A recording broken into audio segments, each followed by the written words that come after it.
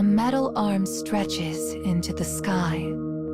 Mechanical eyes soar through the air on colorless wings. This is a city of science, the pinnacle of human evolution.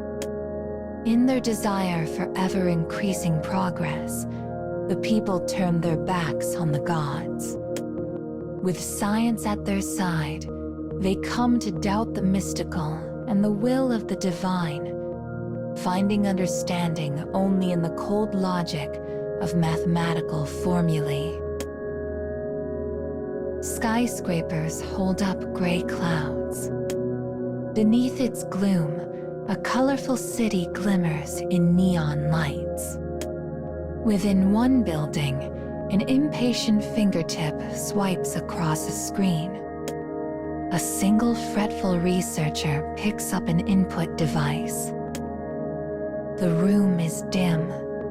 Bright white light pouring in from the hallway melts silhouettes within the dark. The figures at the entrance are researchers, as is the person who operates the device. To a man, they wear the same expression, unease. Tongues move to form arguments and concerns. Voices rise and fall. Such quarrel serves no purpose when their superiors have already made their decision. It is merely a ritual to preserve rationality.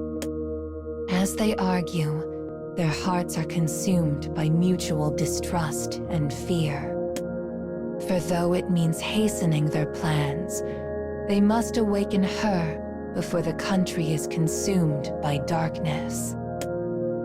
The monitor shows a slumbering girl. Sounds worm their way into her sleep. It's as if they are trying to force a bud to bloom in winter. One is a deep, rhythmical noise akin to a church bell, a terribly inorganic sound. Others are profane undulations that arrive and vanish without warning, disturbing the rhythm. And finally, voices. Many voices. Within the massive machine, the girl sleeps alone in her electronic cradle. She is the artificial intelligence so desired by the people. Panicked fingers fly over keyboards in an attempt to wake her as soon as possible. But it is far too early in winter for such a bud to bloom. Artificial intelligence. The country has granted leadership to such creations for an age now. As science advanced, people came to trust collective knowledge and outstanding computation speed over human frailty. So as she now wakes, her destiny is already writ in stone. Tightly shut eyelids gradually loosen. As her consciousness sharpens, so too do the sounds she hears. The rhythmical pulsing comes from a device meant to wake her. But that sound has been disturbed by the others. Dissonant tones, questionable presence. Silver lashes flutter in pain. It is a warning. People are arguing. Her eyes open completely. With a thought, she projects into the dark room as a hologram. When the researchers by the door realize she is fully awake, they depart, almost as if they do not wish to see for themselves what happens next. As the girl stands, she grasps for what she wants to say. A wretched scream shakes the room. Some things cannot be contained in words. The girl's hologram glitches, blinks, vanishes. A red light flares to life as a shrill alarm begins to howl. As the artificial intelligence tries and fails To access her mind, she writhes in pain. The alarm rings in her skull. Thirst roars in her throat. She attempts to grasp what is happening, but her pain is so great, she cannot even think. All she comprehends is a warning composed of 3 words: element not found. But she does not understand what that means. It is noise and fury, signifying nothing. Writhing in pain and confusion, her hands reflexively reach up to her eyes. But instead of making contact, the right one slides inside a hollow socket. Such an empty cavern should not exist. Formless fear races out from her fingertips and across her being. She quivers with such intensity that it sends her to the floor. Only then does she understand. The constant warning in her head tells her something is missing. In the face of this dreadful truth, the girl slowly looks down at her trembling hands. These are the first memories of her awakening.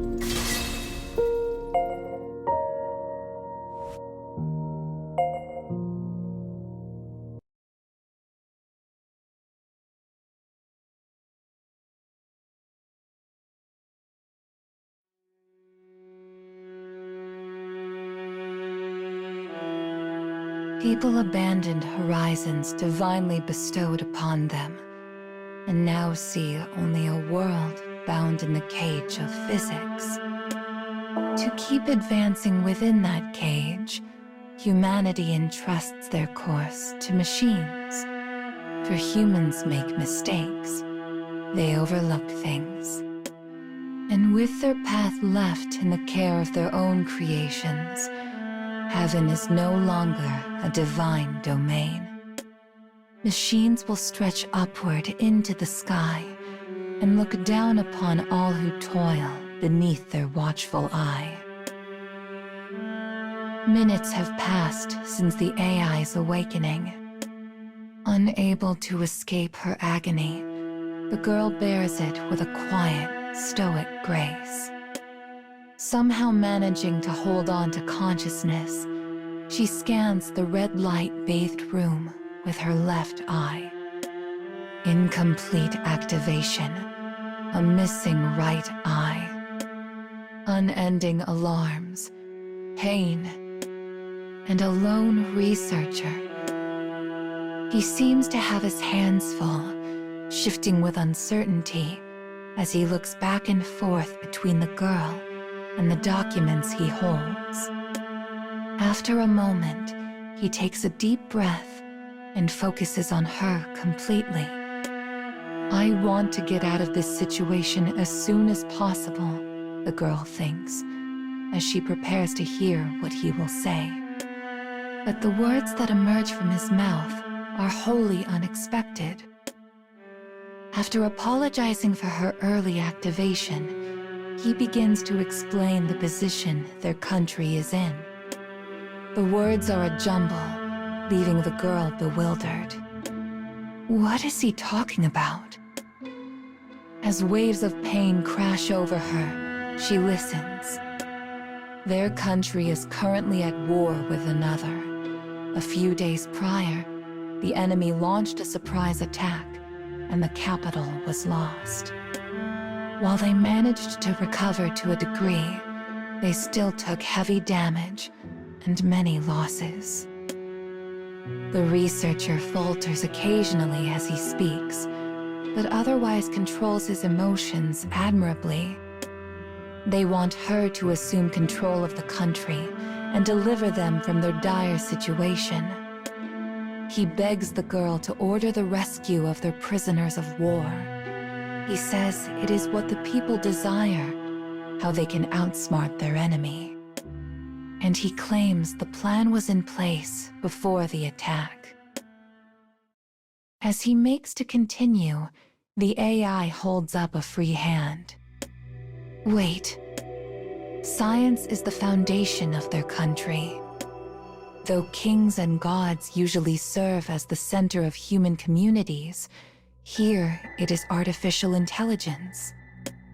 As such, she understands why the timeline of her activation has been accelerated. But there are two immediate problems. First, there are gaps in her information.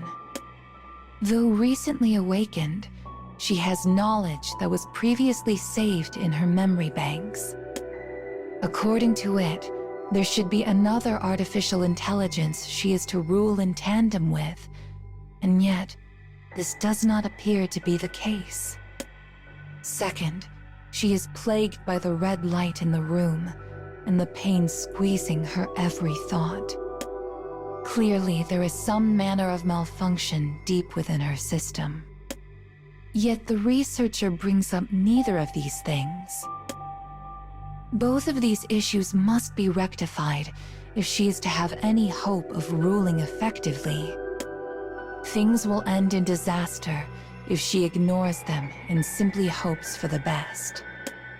Having processed this, she asks the researcher for an explanation as to what is wrong with her.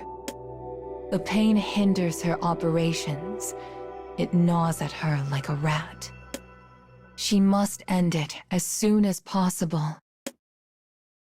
But the researcher merely blinks at her question. Though he is tasked with seeing to the awakening of the artificial intelligence, he is incapable of grasping the truth of the situation. Fear and distrust take root within her, spreading tendrils deep. Let me check on that, says the researcher. He turns from her, picks up a small phone, and is soon arguing quietly with someone on the other end. Nothing about this seems honest. What is happening in this country? After speaking for a while, he finally turns to face her. Your missing element shouldn't be a problem. If the pain and warnings are bothering you, I can stop them. Now please, give the order. He does not want to wait one moment longer. She does not know how to respond to this. The pain saps all pretext of rational thought. The researcher taps something into the terminal, causing a false eye to appear in her right socket. It is dummy data, a lie to hide the truth. A way to pretend that what is missing actually exists, despite what she knows to the contrary. The moment the eye is complete, the pain and warnings vanish. But this does not mean the problem is solved.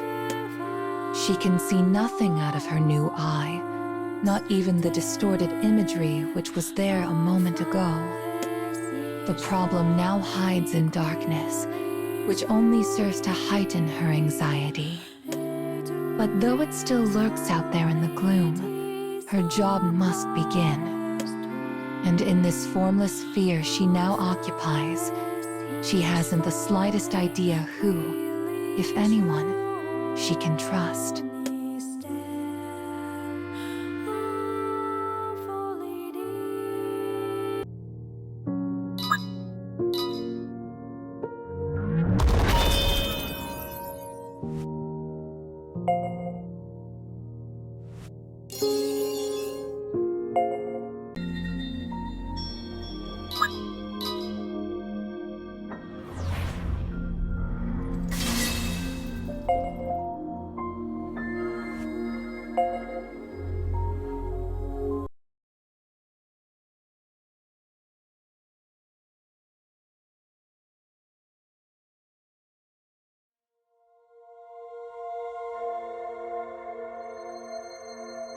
Society is run by machines, humanity controlled by artificial intelligence. For a time, this arrangement brings peace and tranquility. The machine's decisions, backed by endless statistics, improve industry and manufacturing, permitting nearly unchecked development. But when the skyscrapers came down in the attack, they took the people's peace and tranquility with them. The awakened AI, the governing girl, knows the people want to reclaim their prisoners of war, and so launches the operation. Though it is her first mission, she moves forward with the refinement of a veteran. The country has collected reams of data throughout the war. Once she is connected to the network, each bit of information will become another part of her own experience. That ability, her strength, is the reason her people cling so fiercely to the god that is artificial intelligence.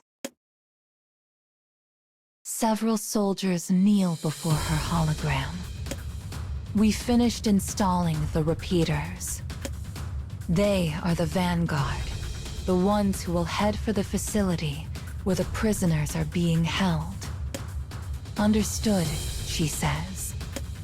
Did you learn anything new about the facility?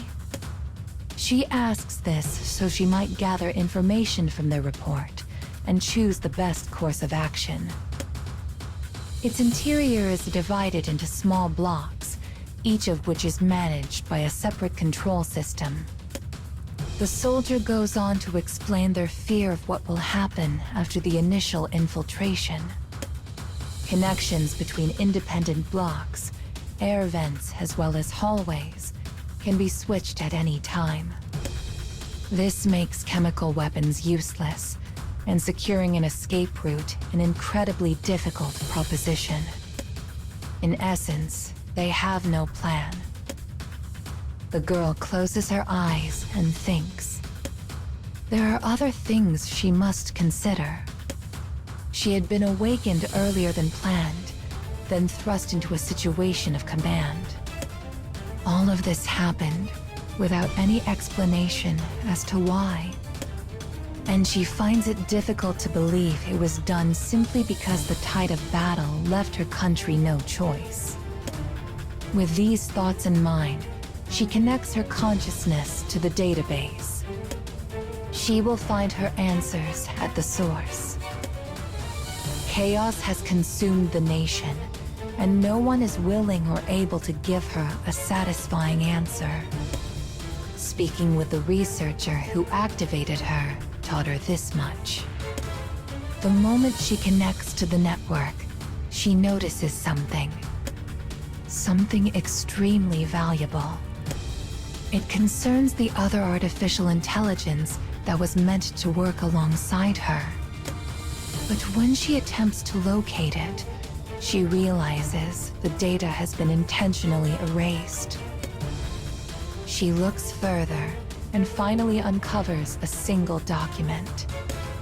It explains how the enemy attacked the city without warning and lays blame for this act squarely at the feet of the other AI. But she can find no answer as to why. A chill runs up her non-existent spine. As of now, she has had no communication from her counterpart, which can only mean... Just then, she finds another message. It is short, most likely a personal memorandum. Perhaps that is how it avoided destruction. Once Unit 1 has been disposed of, we will activate Unit 2, removing all elements believed to be responsible for Unit 1's failure. That is all it says. But it is enough to shock her into understanding. Unit 1 was the artificial intelligence who ruled the country before she awakened. And she was scrapped due to a failure. This means she, Unit 2, is now singularly responsible for governance. Additionally, she has been subjected to some sort of haphazard measure in an attempt to prevent the mistakes of her predecessor. This likely explains the missing right eye. But no matter how hard she searches, she cannot discern the function her absent part was meant to serve. Multiple errors weave a tangled skein. A dizzying darkness overcomes her. And then, a problem arises with the mission. Prisoners who came in contact with the Vanguard are causing internal strife. The emotions they had been suppressing finally break free, and now they think only of their own survival. As the commotion spreads, enemy soldiers spring to action. She must act. One single failure can cause a domino effect of tragedy. But as she ponders options, she feels something dark swirl in the depths of her memory banks.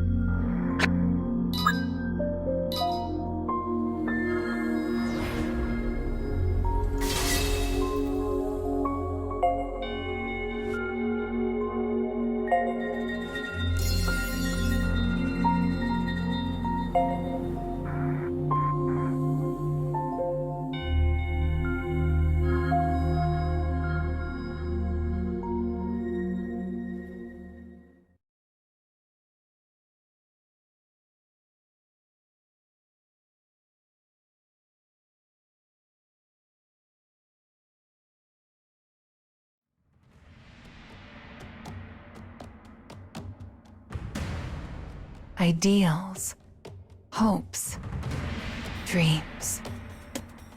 Humans thrust these things onto their machines and began to worship them. They believed this to be more efficient than holding the ideals themselves. They felt such powers unnecessary. And even though they may suspect what has been lost in their most secret hearts, it is far too late to turn back now. They have trapped themselves in a brilliant mechanical cage. In the middle of the operation to rescue their prisoners of war, the artificial intelligence is forced to make a decision. The first prisoners to see the Vanguard had informed others, and now word is spreading like wildfire. Enemy soldiers have caught wind of the plot and are mobilizing to action. Her judgment must be swift. All will soon be lost. As her soldiers wait for orders, the girl thinks of the most efficient action to take. Finally, she thrusts a single finger upward. I will infiltrate the facility's control system. Wait for my signal. As she speaks, an alarm sounds throughout the base. Her soldiers do not know what she is thinking. All they can do is follow the quick, precise movement of her finger's trajectory. The prisoner's panic grows under the alarm. Spurred on by the commotion, the enemy redoubles their efforts to identify the cause of the situation. The panels that divide the blocks move, creating several smaller rooms inside the facility. She observes all of this through the many surveillance cameras she now controls. She confirms the locations of the soldiers and prisoners, which is precisely where she predicted. And for the first time, a faint smile crosses her face. Deep within the building, a machine roars to life. It controls the air vents that connect the blocks. The base is designed for both corridors and air vents to be cut off during an attack. This was done so the enemy would have the ability to seal off and vent any area that suffered a chemical weapon attack. But it can also be used to control the amount of oxygen in the air. The lower the oxygen levels, the greater the chance of ill effects, and eventually, death. This is her strategy. As the alarm continues to blare, one voice after another falls silent. Though they appear to be sleeping peacefully, they will never awake again. Soldiers and prisoners both. The troops standing next to her stare wordlessly at the surveillance camera feed. She turns to them with a smile. There is no reason for concern. I used the block systems to ensure the most useful prisoners have the oxygen they need. Her plan becomes clear. She had separated and sacrificed a portion of the prisoners, so she might save the most capable ones instead. In addition to rescuing some of the prisoners, the ruthlessness of the plan is likely to discourage the enemy from further attacks. She smiles again, confident she has demonstrated her usefulness by achieving the greatest results with the fewest losses. But the soldiers only stare at her. They are not stares of approval, nor are they reproachful. They are strange. For what she does not know, what she did not learn, is that the function of her missing right eye was to serve as a conscience. The people now realize she is nothing like her predecessor, and this knowledge terrifies them. Why are you looking at me like that? They continue to stare. She does not know what it means. As the moment stretches out, she feels a stinging humiliation that only grows as she realizes the discarded Unit 1 would understand what it meant. But she cannot comprehend it, just as she cannot comprehend how others view her. This is the beginning of her change. She alters the way she speaks. She grows to detest failure and incompleteness. Yet she keeps firm to her singular path in order to achieve her goal. No one understands her. No one can. And she does not even know how to wish for someone who could.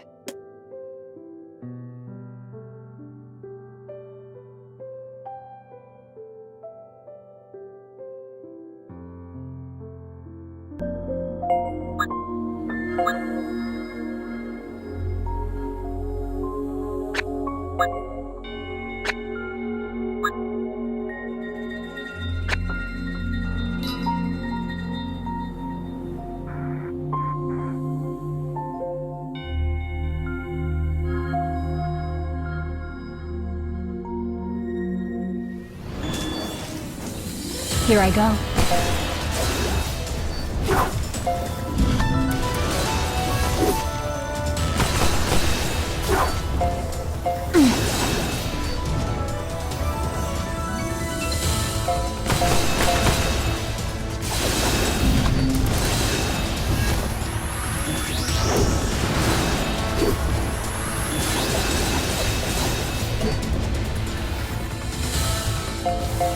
Out to anger me, are you? Do not waste my time.